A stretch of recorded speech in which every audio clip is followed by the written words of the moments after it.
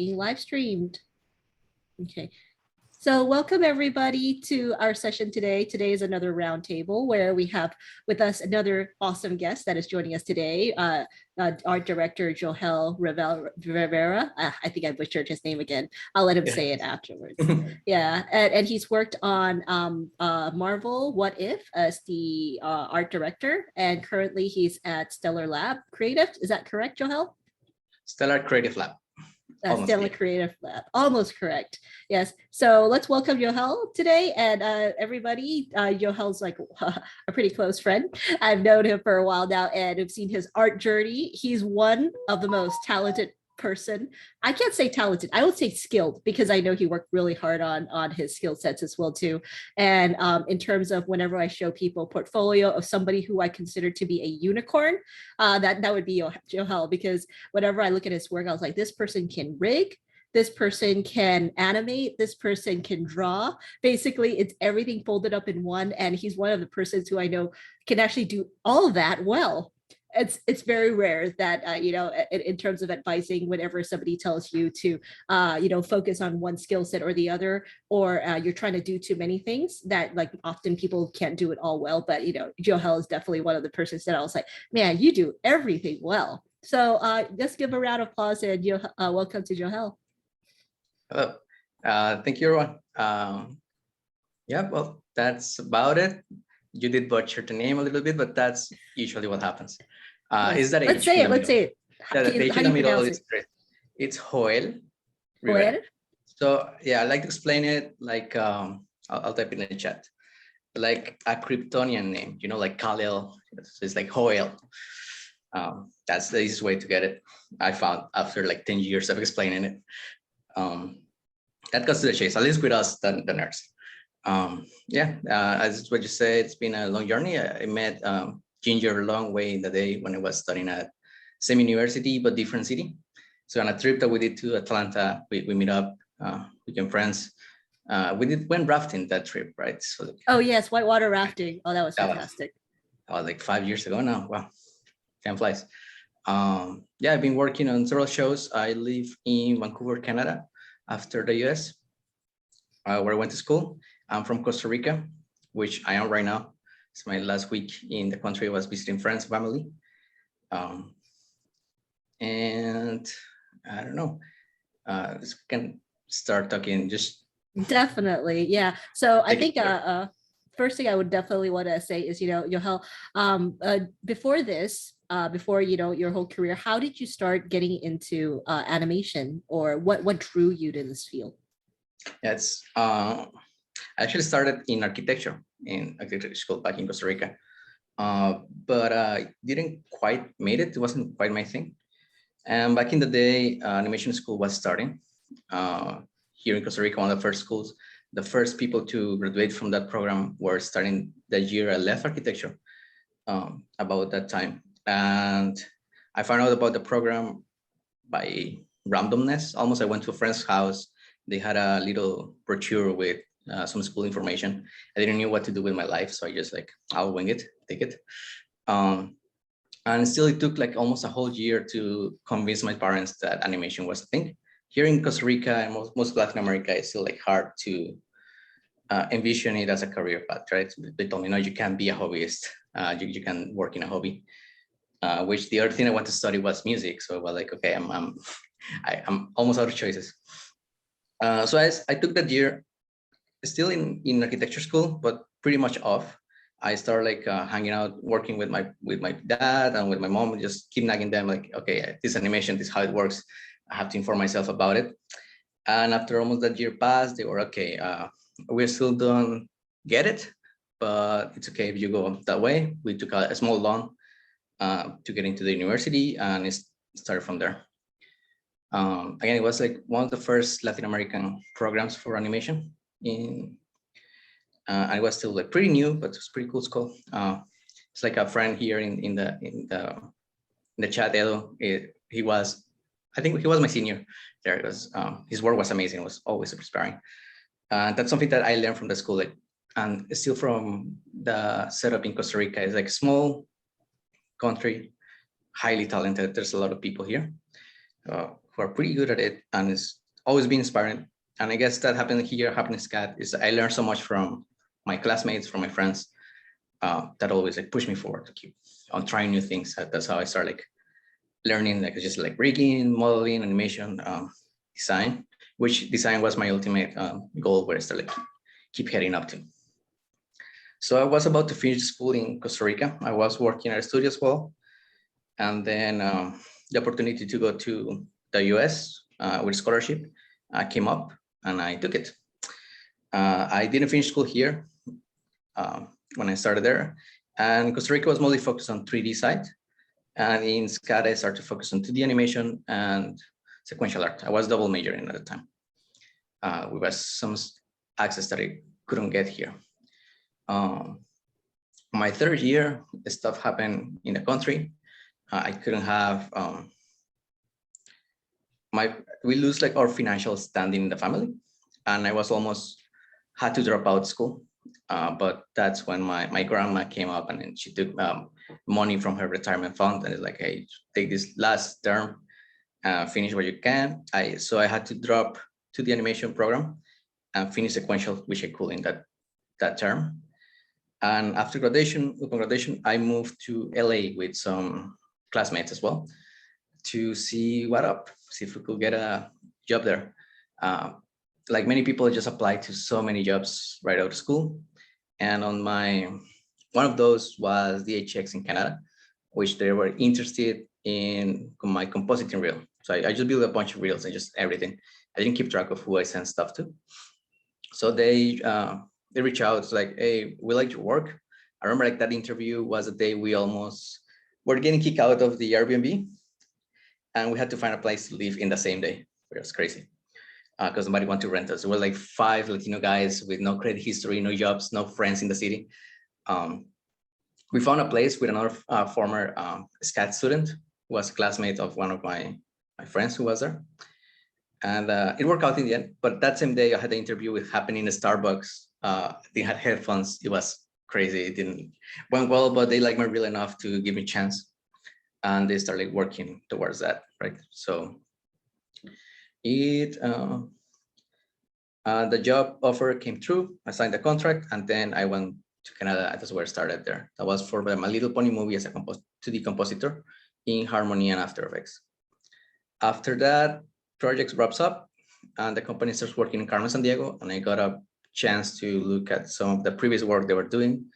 I was blown out. I was wanted to work with Chromosphere, which were doing the art direction for it. So I asked my producer of the show, which happened to be the guy who used to run the soccer team for the company. And I met him there. I'm really bad at soccer, but I still try to play it. Terrible at watching it too. So that's how like, I told him, hey, Brian, I saw the show is happening up. Do you happen to have any open room in the team, still like building up stuff? Like, yeah, you want to try compositing for it? Or like, do you have anything on the art side? So they give me a test for the background department. And that wasn't specific. They want me to do both rough and color. I did both, and I got into the color team first. There I met like, it was one of the most amazing teams I worked with, most amazing supervisors too. And it was a pretty cool show. And upon working on it, by the middle of the season, we're having a lot of work, and they let me start trying also rough. So I was doing the whole two things of it. Carmen wraps up. It was really fun show again, as I say. And then things move around, and our show starts in a different company. It's called Last Kids on Earth, and they hire my supervisor to work on it. And he's like, okay, I like these people I work with. I want to take almost the whole team. He took it to their studio. We moved together, and we work on the first 2 seasons of Last Kids, and then Last Kids keep on going with most of the crew. In Last Kids, I go as a lead now, background lead. And so I was in charge of like tutoring the newcomers, keep them like sharp, building up teaching materials for them, building up new tools, new workflows for the show. We started improving, like bringing them some 3D, 2.5D into Harmony, building up for the show, how it will work, make it production ready. And I was also in charge of like supervising the work was coming from overseas, that we had an overseas studio helping us. So it was quite fun. After season 2 of That's Kids, it was gonna go for 2 more seasons, but then producer from Carmen calls me again. It's like, you want to come back to the show? But now they're I guess background lead. I'm like, okay, no, it's not now. It's not. I'm looking for different positions. I said, okay, you want to come as a background designer? I was like, okay, that's what I want to do. So I went into Carmen season 3 and 4 as a BG designer, as I was doing BG keys for the show. And then it was mostly for season 4. Season 3 was already halfway done when I jumped in. And after that, a friend told me they were hiring for a feature again for CineSide Vancouver, which was Adam's Family 2, which I think is in theaters since last Friday, I believe. That was as a 3D designer for the whole show. So I was working on sets and props. And that was a whole new experience, whole new pipeline, integrating 3D into the skill set, as you say. So learning it, I had an amazing art director, amazing team as well, who I learned a lot from. Adam's Works Up. And I was freelancing at the time for a couple of companies, one in Toronto and another one in Vancouver, while doing some backgrounds for a Marvel show. I still knew a lot about it. I was reached out by the director, the unit director we have at Stellar, was a good friend of mine. We worked together back in the Pony movie. And then I helped him with some projects, personal projects and pitches that he developed. And he was like, hey, show is happening, you want to be part of it? And I was like, I don't know, let's tell me more about it. They couldn't because of NDAs and stuff. They just like, it's a pretty cool Marvel show. Nothing has been released at the time. Week later, the first trailer for What If show comes up. I was like the meme with all the math behind it, like, huh. So like, hey, dude, is this show? Like, I can tell you. Like, okay, let's set up an interview. We set up an interview, went pretty cool. And I started, because I was still working at CineSide, I was just doing some freelance on some backgrounds. Things are pretty tight. So I didn't even have a lot of context for the show. Like, okay, this is what you need to do. Here's always how it should look. And it was like some random shots here and there. I got the hang of it. It was pretty nice. The BG supervisor was super nice as well. We got along super well. I was okay. I like it being nice. But after Adam's Family, I was just supposed to take a break. Just about. I was planning a little sabbatical to work on personal projects and stuff. I was supposed to go all the way until October. I finished the contract in CineSide. I'm like, okay, break time to start a month off. And then that's when I hear from the HR from Stellar. It's like, hey, our art direction position just opened up. I know you're taking a break, but are you interested? And you couldn't say no. So it was pretty interesting. We worked on the 8th episode that aired. We worked on the first 10 minutes, which is like the montage of the whole Ultron grows up and all the thing. And it was a whole experience. It's probably the hardest show I've been on, but it's the one I learned the most. And that's where we are now. That's working on still more shows with Stellar, developing new cool things. That brings up to date, I guess. Yeah, I think that's fantastic. Like just like I always like to hear about people's journeys, because that's where you kind of know where, like, there's so many different stories. You can tell the same story and it's never the same. So Johel, can you show us a little bit of your personal work, your portfolio and stuff too, so everybody can see your cool stuff? Let's see, I guess. See if we can share.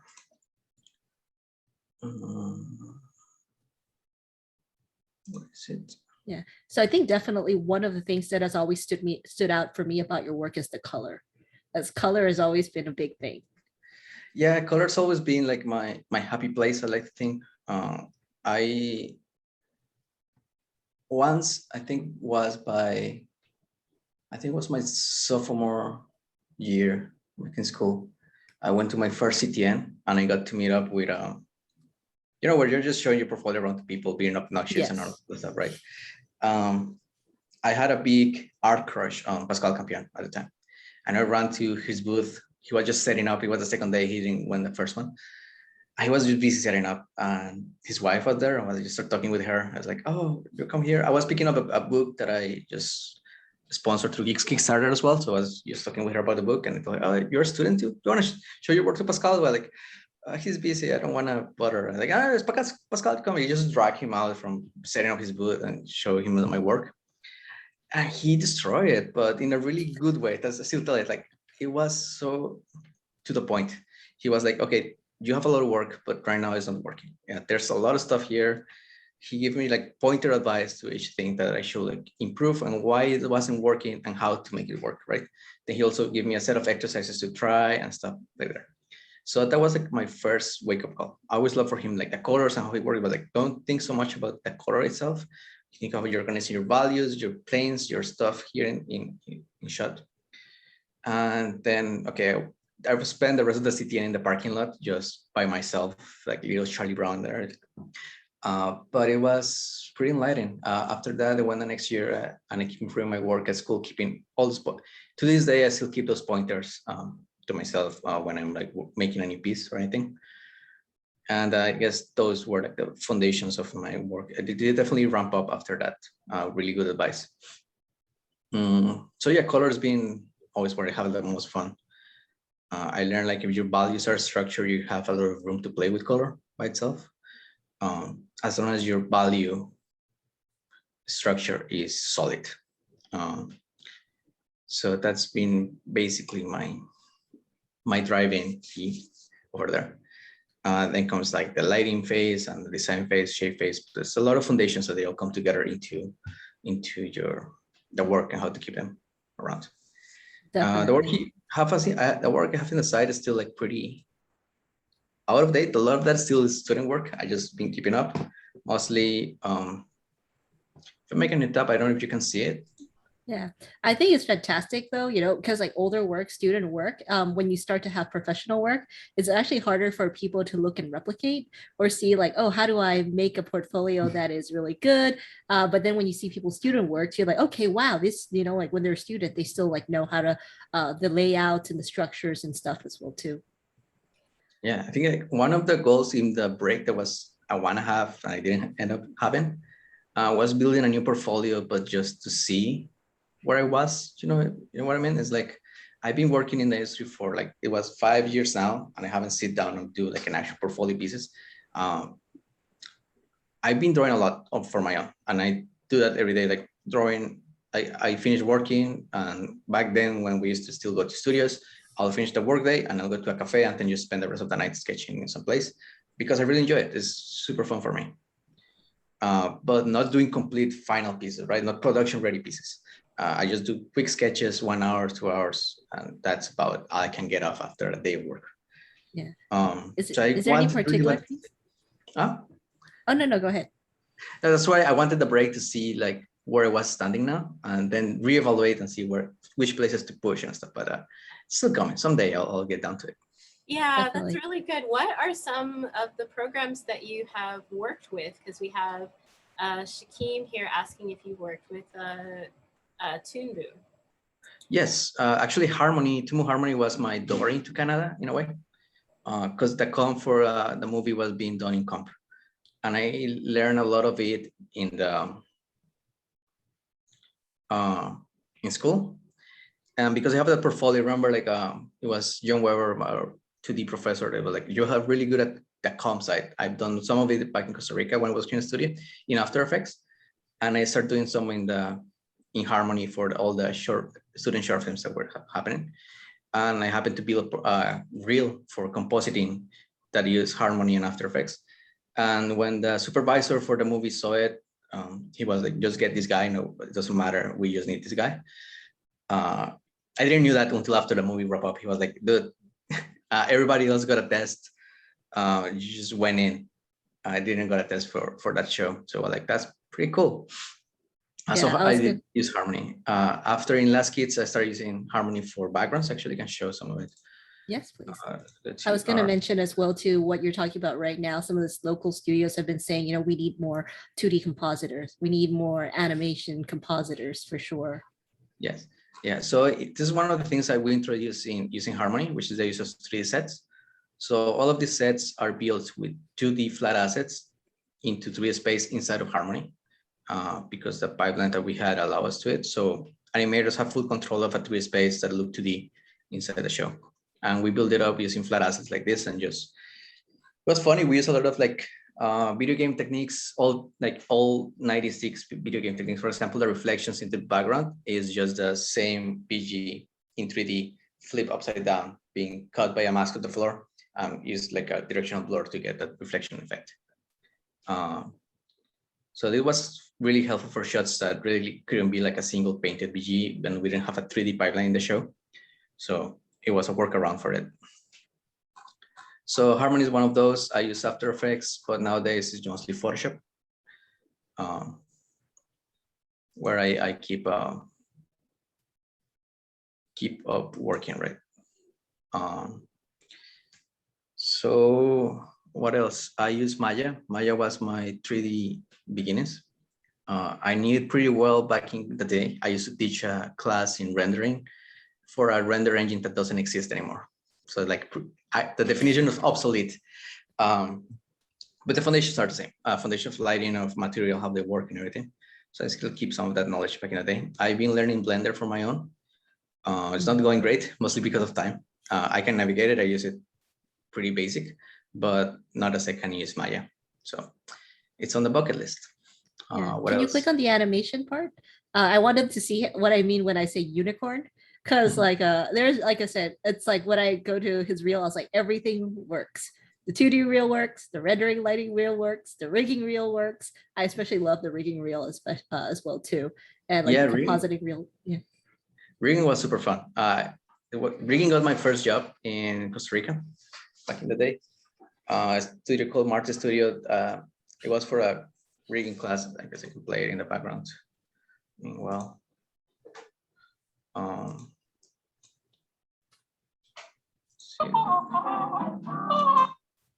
so it was this one character from advertisement. I always liked the tune crazy part of it, rigging.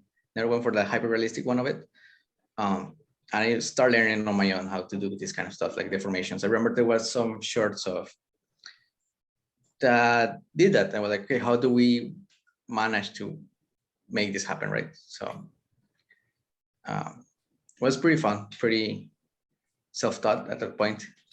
But this is like 8 years ago.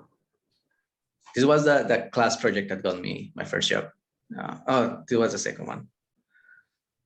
It's a little orange guy, the one that got me my first one. But still, I was like, did they teach you how to display the controls, or did you just like figure out how you were going to display the controls yourself? This is all Maya viewport, so it was pretty straightforward on how to do it. So just displaying the course normally in the viewport. For the prosciutto one, I did render the curves, made them like geometry, and so it could be rendered. These guys were some like little rigs that I wanted to play. That was a fun sword rig.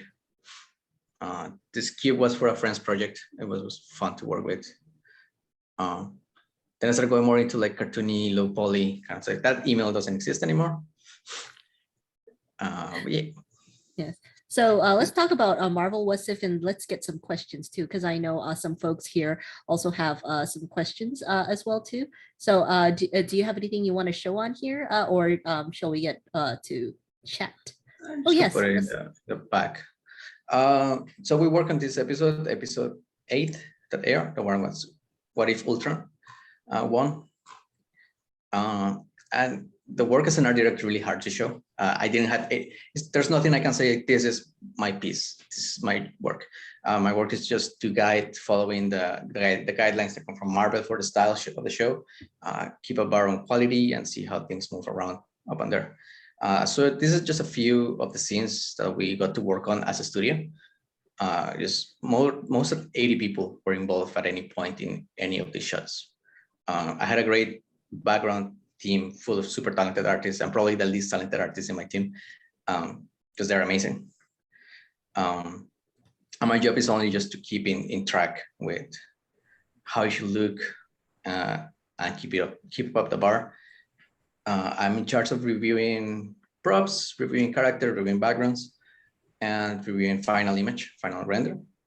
And again, it's not just, there's a set of directors, like there's like, I'm the art side, design side, there's like a technical director, there's like a lighting director, and there's like the unit director is like the one that oversees everything.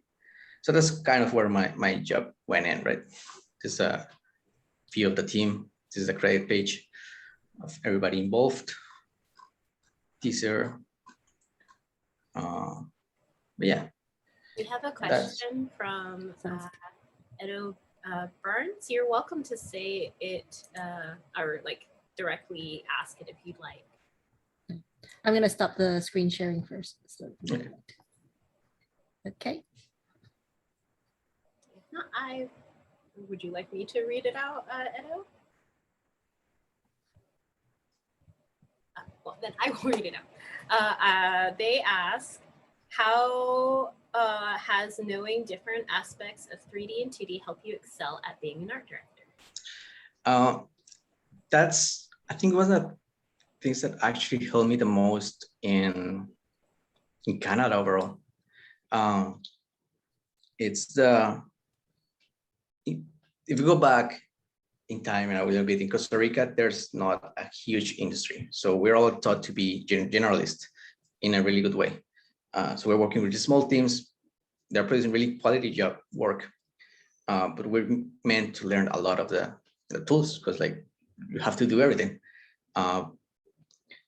So that really has been giving me an edge because in the animation industry outside of our bubble in Latin America is really specialized. It's highly specialized. So once I start a job, that's what you do, and you're pretty gives a set of guidelines that come and move around. This background of learning to do a little bit of everything helped me to think outside the box. So for example, that last kid stuff, how to bring 3D into a 2D show, apply it. Start like, it's tools that are in the software, people have not used them that way. Same with Pony. We had a way of working because I knew how to do things in different software and I knew foundations, I could move them into a different technique.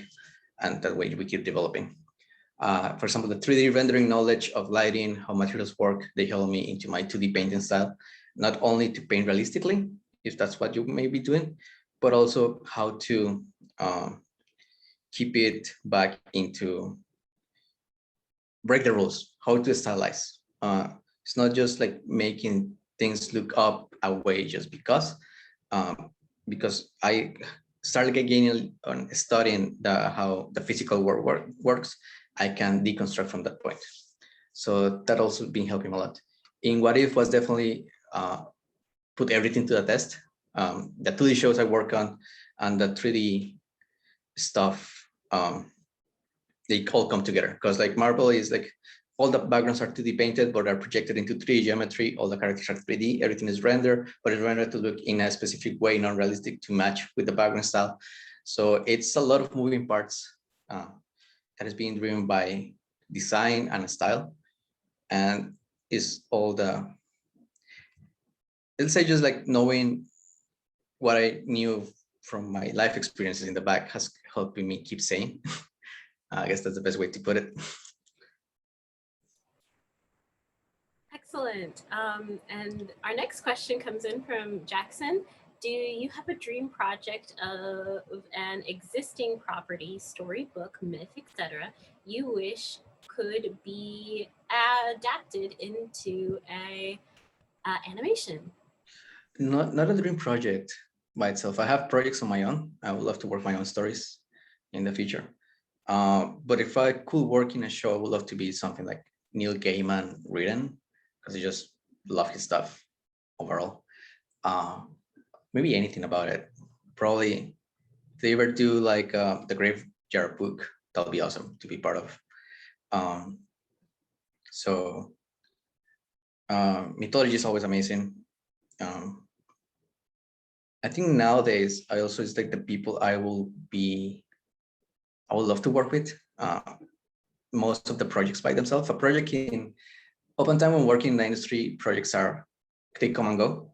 but the people you meet, the people you work, and the people you learn from, they are pretty unique and amazing, right? So that's something. Alrighty, next up we have Maggie. Hello. Hello, Maggie. Hi. I have Maggie, a question. could you introduce yourself a little first? Hi. My name is Maggie. I have previously worked as a background designer at Bento Box. I graduated from SCAD Sequential on May 2019, and I am currently working as a freelance background and character animator on a video game with the company Good Measure Games. Awesome.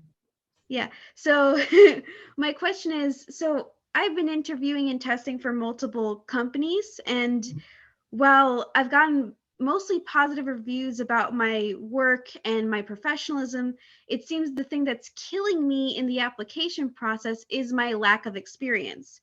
And I was wondering if you had any strategies to deal with that hump. Well, totally. That's the loop, right? You know, you need experience to get in, but you don't have experience to get in.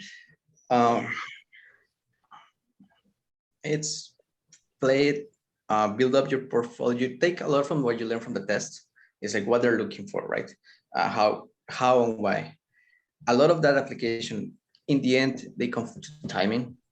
Usually you'll probably have all the skills and stuff, but they will go for someone with more experience in the field. Because that's maybe is the only difference. And it ends up being more of an admin choice than a talent choice in a lot of cases. Someone being geographically closer or anything else. So I'll say, take a look at what you've been given as a test, deconstruct it. Say, okay, they are trying to look for this kind of assets, this kind of show, this kind of style, and start rebuilding pieces that reflect already what they're looking in the test. So it's more, you can't get out of the experience loop, right? But you can start building up. Sounds iffy as well a little bit, but rephrase your resume in a way. So if you're working as a character designer, a character animation, and a background artist for the same company, that can be two different lines instead of like that and that. So it shows more words to the people who read the words and the people who look at the talent the way you look at the talent. It's two different mindsets on the hiring process. There's different filters. And so it's a little skeevy, yes, but use wordplay as an art as much as you use drawing skills to move around. The next part, yes, and the one that is actual work on it is keep on building your portfolio into what they're already looking. If you're doing mini tests, as I say, deconstruct, see, okay, what they want to see here, why they want to see that, what's the show looking like, what shows do I like, and can I start making work that will fit that show, the shows that you want to work with, and push yourself out of your comfort zone, show understanding of, are you a background painter or artist, rough artist? Mostly background painter. Awesome. So focus on that. If you're gonna paint, show a scene. How are scenes painted and showing in the work, right? So show that it is done, maybe the same scene, different times of day, different ages, being broken down in different stages. See that you can paint in that way. Show, and this is really thinking out of the box, but show your layering.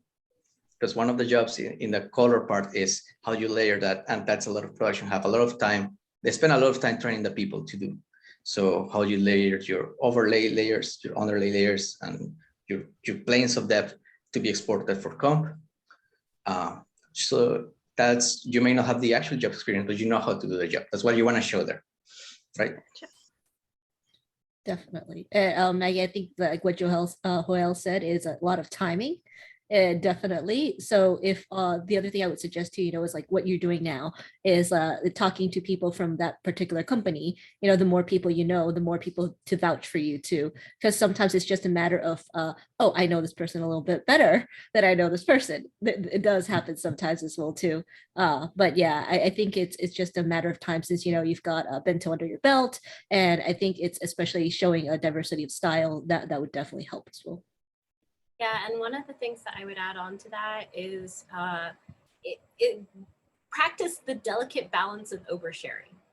I know that sounds a little weird when you think about it, but one of the ways to connect with people and to communicate, especially since we are working in a remote time, is to find ways that are comfortable for you to continually show up online and in spaces where people will see your work.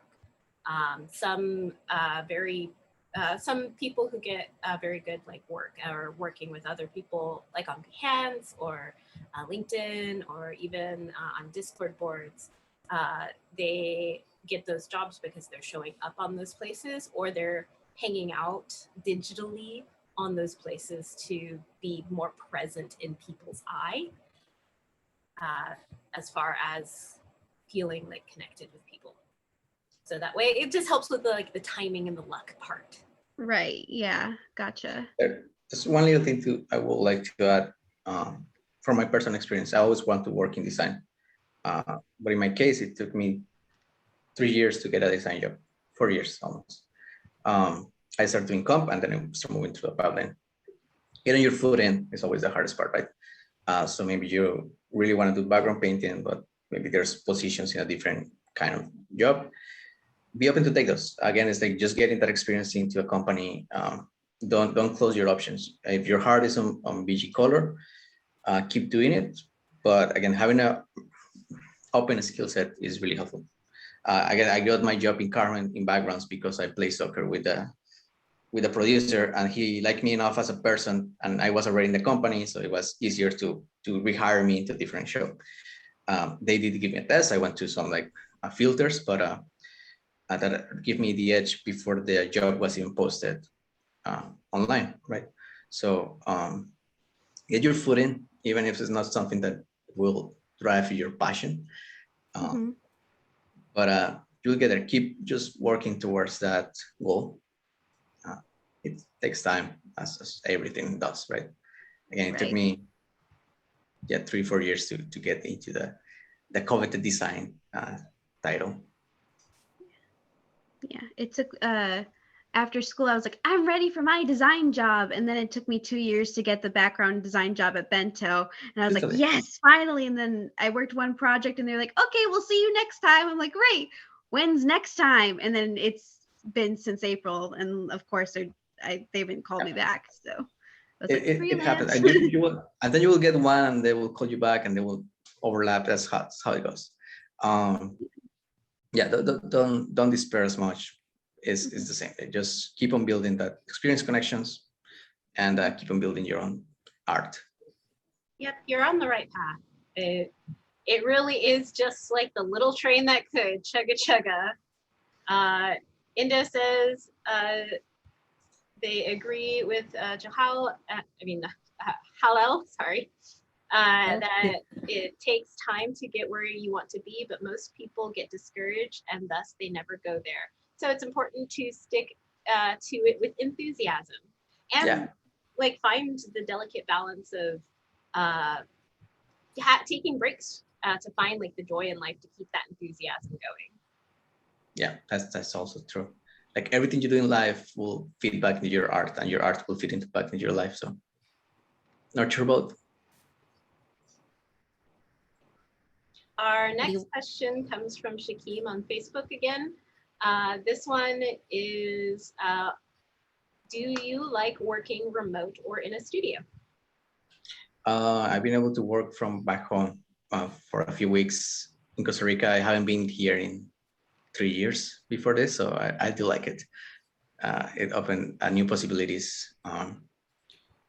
I miss the studio people. I miss having lunch with teammates. I miss the food a lot. was the best. I miss, again, like learning from people. If I have a question to someone, next desk, they'll be available. Zoom meetings and everything is still like a little bit tiring at a point, but I like both. I wish I could have both things. I wish I could have lunch with teammates and then work from home, but then they'll have to live in the same place. But yeah, So, it's well, changed what are pace. some Yeah. what are some of the things that for somebody who's a background artist or a lead position, and they want to go up another stage to become an art director or so? What is like so far? Have you found some things that are different, and what are some tricks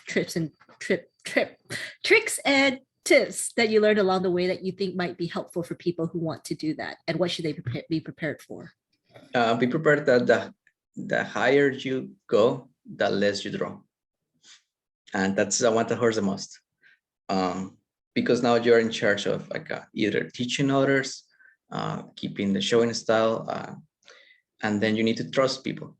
That's the same thing. Trust the skill of your artist, which I do. That's again helps me keep saying, trust, because they are as passionate as you are or you once were with it, and you're basically, the higher you got, your only job is to provide that guidance when they need it, and trust that they will make right choices, and when they don't, let them know how to make them better. Don't say it's bad. Learn how to make it better. That judgment calls, they come with time and with experience. And again, like, this is my first time being an AD, and I made a lot of mistakes during that time, but again, my team has been letting me know, okay, let's try these different things. Let's try talking it this way. Let's try explaining it this way. So we would find ways to make it clear to others. As you go into design more stuff, you find that design is communication, which is the most important part. You're working in a pipeline with a lot of people.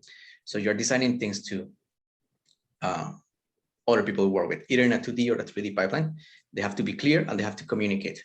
They don't have to be pretty drawings to do that. Sometimes a doodle is way more efficient than a super render stuff. So it depends on what you're doing and how you're doing it, but I think that's one of the things that I've been learning is that the trust in your teammates, and learning like and always keep your foundations sharp, because that's everything comes back to it. What is one of the skills that you found most useful to you in, aside from generalizing, in your process as in your career? I think one of the biggest things that has helped me personally, both as an artist and a professional artist, is detach my art time from my art job, right? My 9 to 5 is a thing, is my work. And then the art I do on my own, I do it is pretty much self-indulgent. It's what I want to do. Sometimes it's not pretty, it's just sketchy, but it's what gives me joy. So I just keep detaching those two elements. And when I do art for myself and I just keep exploring and playing with it, that's going to feed back into my professional art, instead of just using my personal time to just crazily polish skills without a goal. And it took me, again, to be in a pretty much safer position to do these detachments. It's not come easy. And I tell this to a friend all the time, your relationship with your art is very personal. It's not the same that is for me, that is going to be for you. And you have to discover it and keep going for that. So that's definitely been a skill that helped me, is that to it.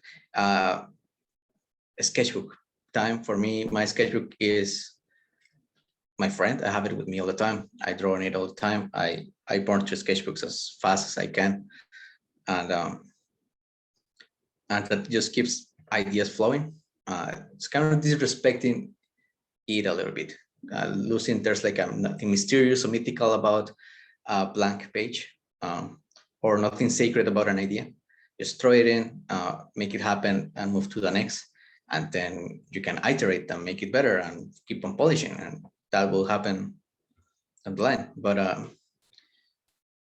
just losing your fear of the blank page, or just the mightiness of what art may be, so you can just go for it. Nice. So what is like your favorite, since you do a lot of sketching and whatnot, what's your favorite drawing practice that you come back to time and again? There's one that I really like. It was taught by us old professor called John Teams, who is now like a DC and Marvel comic artist back in Costa Rica. But just shapes, just making random shapes, finding something in it, find the shape and do it. And I have adapted that practice, just make a page with random shapes. And I just, okay, I want to do hands. So it's like a random generated irregular shapes, and I make those into a hand. So instead of like taking hands different positions, I find a shape that's like the silhouette of it and how to break that into a hand. Or I do it with skulls. So that will give me different stuff. Because I do the skulls and I lay a paper on top and I design the character that will have that kind of skull. So that helped me understand the anatomy that goes below. So it's an exercise that I really have a lot of fun doing. So because I ask a friend to give me just random shapes, and I just fill the page with doodles. Another thing that I like doing is like on my Insta, sometimes I just ask people to give me random prompts to draw. And I try to keep like 5-minute sketches, 10-minute sketches on things that people suggest. That I like to think of that as outsourcing ideas. That way I don't have to think and I just have to draw. Because sometimes I spend the whole day thinking about stuff and then I just want to disconnect. So I just outsource the ideas and I just make them silly doodles in the page. So I think one of my juniors, like they're pretty good with drawing and stuff, whatnot, but they're also struggling with coloring. Do you have some tips for people who might struggle a little bit more with color? Yes. First is check your values. As like I said earlier, if you're it comes to the anatomy of the eye. If you think we have two types of cells in the eye, rods and cones. And I forget which one is which, but one is to discern black and white shapes, and the other one is to discern color. And we have more of the black and white cells that we have of the color ones. So if that came back because we use those to discern the shapes, like in the jungle, or if there's a predator around, it's easier to see the black and white contrast than the color, because the colors will blend into the environment. So our eyes became pretty good at that black and white value stuff. And I do that with my drawings. I have a filter on my phone that I can set the camera to black and white. So if I'm like painting some watercolors in real life, I'll put my camera, set it to black and white, and I can see the value statement that I have. Okay, I need to push contrast here and stuff like that. So arrange your focal points. That's like, and that's the same as grouping your values. So you have a range to work with. And then all the color will flow. There's a lot of color theory, and of course that's all there online. All the complementary stuff. You have your warm lights, cool shadows, vice versa. There's a lot of like rules and sets that you can start practicing, then you can start breaking them apart. I'll say for me, painting with physical materials has been pretty helpful, even though the one I use is watercolor, which is the less similar to a digital medium. I think oils or acrylic may be better for digital medium mimicry. I just have fun with watercolors. But that helps me because I don't have the Control C, I have to understand better. The other thing that helps me a lot, and I've been doing for a while, is the film studies. Because that will teach you a bunch of things in different aspects. First one, you're studying from film, hopefully not only animation, live action as well. That will teach you how all those light setups were possible physically to a point.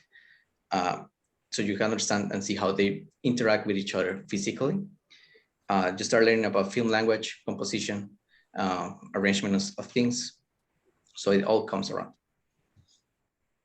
Yeah, definitely great to take like your favorite film and practice drawing out the different like shots that they use. I know there is a couple of people on my feed who do that with Star Wars all the time. So that is a great practice. I know I've learned a lot from doing that myself. Totally. For doing like making sure that like character setup is very good and makes sense.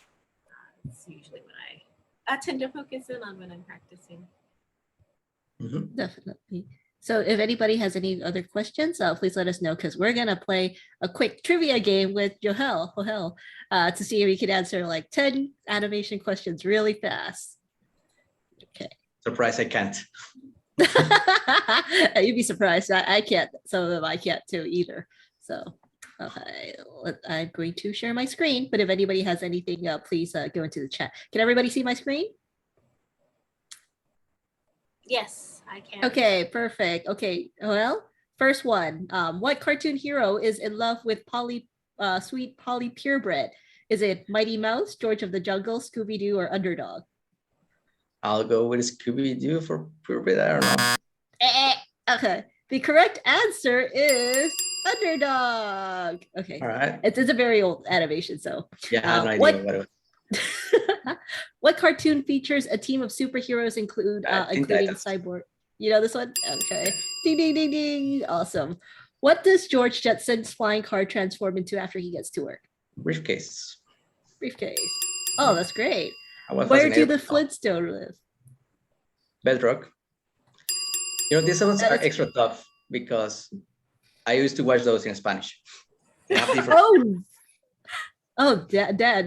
definitely it too, because I know some animation in English and in its different name in Thai, and I don't know it in English either. And how about inspired by an unflattering baby photo of himself? Which cartoon character did Bob Clampett create in 1942? It's by reverse engineering Elmer Fudd. By reverse engineering? Oh no! You have another chance. Sweetie, because your mouse went to it. This one, Tweety? That is correct. Oh, so a Tweety was not usually a cute little canary. It was a mean-spirited, pink-feathered bird named Orson. That's good to know. I didn't know this either.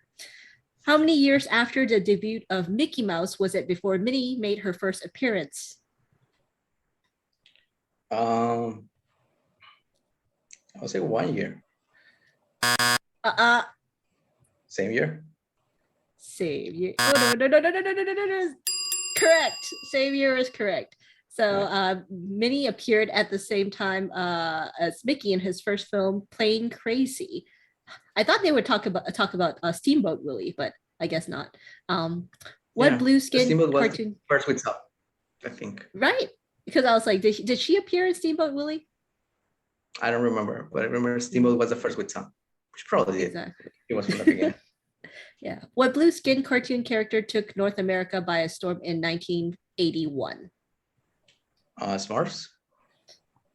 That is correct. I was like, Blue's Clues not in 1981. It can't be. Yeah, no, I grew up with Blue's Clues, so no. It's like Pokemon. There's too many colors in Pokemon. What cartoon character were created when Professor Utonium accidentally added Chemical X? Powerpuff Girls. What? Not Lucha Lucha? I'm just kidding. Definitely. I think like Powerpuff Girls. I was like, everybody should know this. No, not everybody does. Which of the following superhero does not appear in Super Friends cartoon? I think it's Hawk Girl. Hawk Girl. That is correct. She never appeared in the original Super Friends cartoon. Have you watched Hawk Girl? I grew up with Super Friends. Oh, fantastic. I think I only saw like Apache Chief I've never seen Black Vulcan and Hawk Girl either. Okay. Who has the magical pet called Eugene the Jeep? Betty Boop? Felix? There's two left. Popeye. George Jetson? That's awesome. I was like, is it George Jetson? I didn't know that Popeye had a magical pet called Eugene the Jeep. Oh, Eugene lives in a... This is really interesting. Okay. Congratulations, Johel. You got like around 7 out of 10 correct. And then like a lot of them on the second try. Solid 7. Yeah, that's good to know. Your animation history is still intact. Cartoon Okay. history, actually. Definitely. Oh, Jennifer, you want to play too? Okay, we'll do one more, just one more. Okay, everybody, round 2 for trivia. Here we go. Let's share the screen. Here we go. Okay, Jenny, you have the rite of passage, and Johel, you can have the second rite of passage. Which SpongeBob SquarePants character is trying to steal Mr. Krabs' secret formula? Oh, come on, that's Plankton. Plankton. Oh, you know this one. Okay. Which Oh, Looney definitely. Tune character is famous for saying that's all, folks? Porky the Pig at the end. That is correct. During the final season of the Flintstone, which little green alien from the planet Zed Talks is assigned to serve prehistoric Dum Dum, Fred and Barney? I know it starts with a G. I believe Gazoo. Gazoo? Oh, wow, that's a good guess. Or if that's an educated guess, if that's correct. What cartoon accompanied by a collectible card game became huge hit in 1998 in Japan? Oh, you know it's Yu-Gi-Oh. Oh, Oh my God, I was Go. obsessed with that game when I was younger. Wow. Who refused to play the part of the vulture in the Jungle Book? No, that's a hard one. I was like, if I know the Beatles were the inspiration. Let's try it. The Beatles. Wow, you got it. Wow, you're really rocking this. Okay, which Family Guy character is obsessed with world domination? Oh, you know it's Stewie. Oh, correct. And what cartoon character made his first appearance in the 5-minute short Feline Foley? Oh no. Feline Foley, 19. So it's not it can't be Garfield because that's comic in the newspaper. I feel Feline for. Let's try Felix the Cat. That is correct. I was like Mickey Mouse. It should be Mickey Mouse. And which 2 characters did the same actor voice? Papa Smurf and Jafar, Eeyore and Optimus Prime, Batman and Tweety Bird, or Snow White and Maleficent? Man, these are really weird. I don't think it's Papa Smurf. I don't think. Let's try Snow White and Maleficent. Okay, I was like, I hope it's Batman. Okay, Johel, you have a second. Which one do you want to try? I want to call in a favor. Okay, let's call in a favor. Everybody, can somebody in the group help her? Oh, Jackson says he knows. What is it, Jackson? Tell us. It has a hoodie.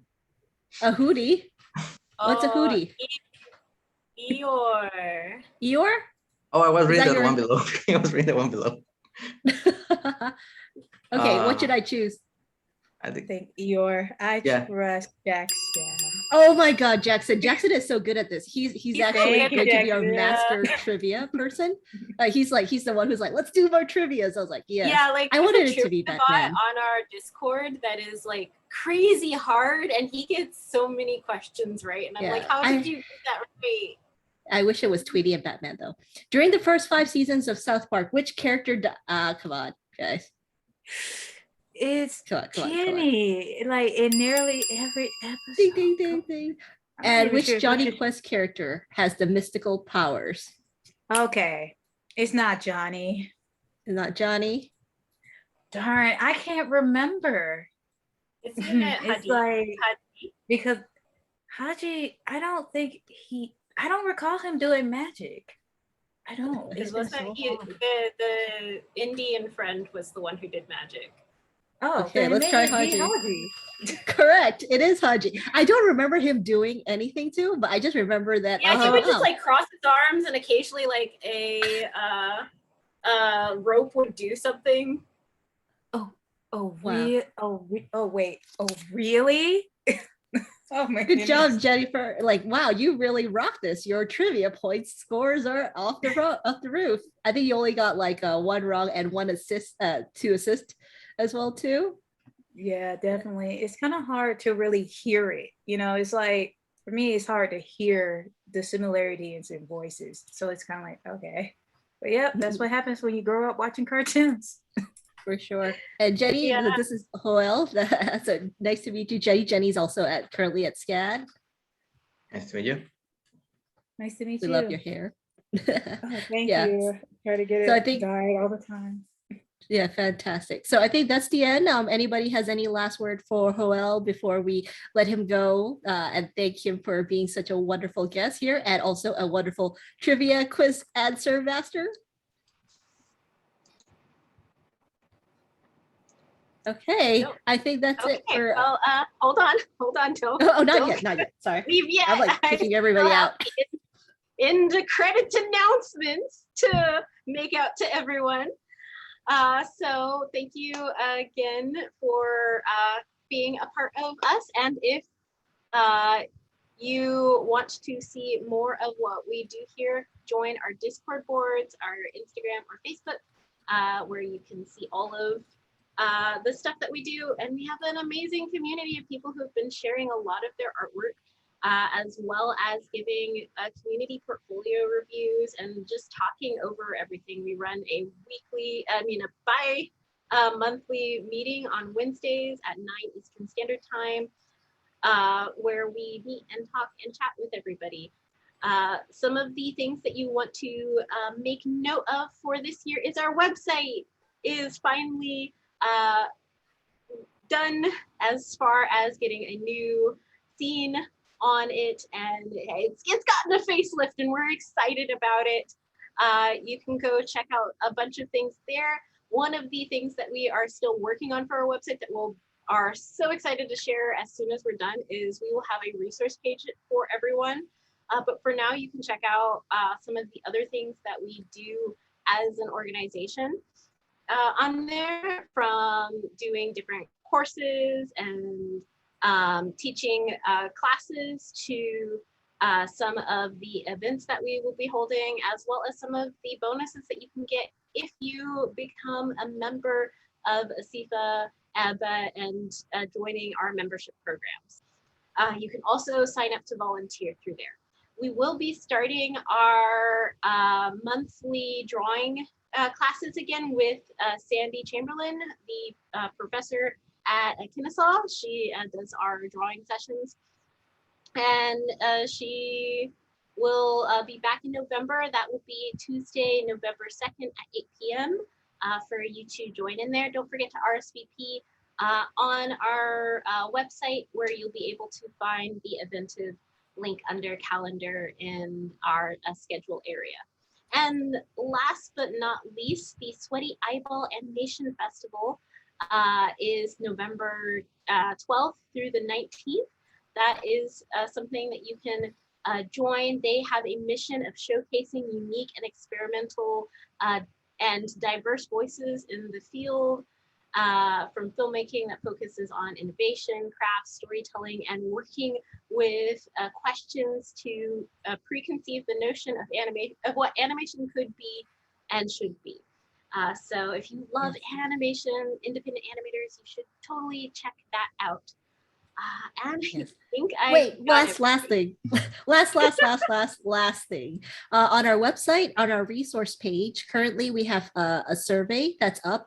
So for people who are in the animation industry, this is a little bit more focused in the South, but you can fill it out anyway. But it's our sustainable survey. So currently, we're trying to check up on the folks here about, whether, what the wage currently is, whether that coincides with the rates, like, for example, how much money you're spending on your rent in percentages, and also how many meals a day you eat, in order to build up more database for the animation industry, especially in Georgia. If you have any friends, or if you yourself are working or a student in the industry as well too, please go to our website, to our resource page, to fill it out if you have time.